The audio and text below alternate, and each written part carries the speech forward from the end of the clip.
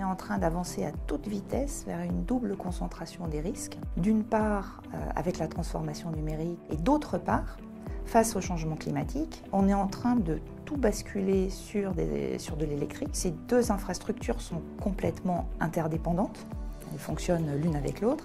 Et en plus, elles sont vulnérables à deux autres types de risques. Le risque géopolitique, et on voit à quel point le contexte se tend aujourd'hui, et le risque climatique. Donc la course à ces modèles et au développement de l'IA, elle s'accompagne d'une course à la puissance de calcul qui est aussi liée à une course à l'énergie et notamment à l'énergie nucléaire. En Chine, l'État essaye d'organiser et de planifier la manière dont la puissance de calcul en fait s'implante sur le territoire chinois.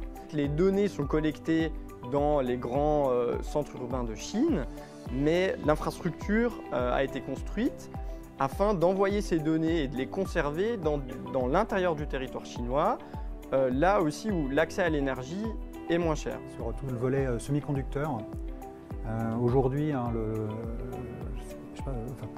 le marché c'est à peu près 600 milliards d'euros en 2024, prévu pour 1000 milliards d'euros ou de dollars à peu près à l'horizon 2030. Le monde est à peu près séparé en deux.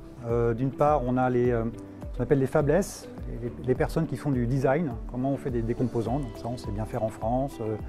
Mais le leader mondial aujourd'hui c'est les États-Unis. Et d'un autre côté, ceux qui les fabriquent. Et aujourd'hui, les 2/3 des composants sont fabriqués à Taïwan. Les terres rares, le producteur mondial, c'est la Chine. C'est 95% des terres rares qui sont produits par la Chine. Le jour où elle s'arrête, tout s'arrête. Il n'y a quasiment aucun doute qu'on va avoir des replis avec une volonté de formes de fragmentation qui permettent de mieux contrôler les réseaux au niveau national. Mais on est quand même s'il y a un découplage technologique, on garde une interdépendance très forte des économies et où finalement chacun des camps a besoin d'interagir avec l'autre, ne serait-ce que pour des raisons économiques.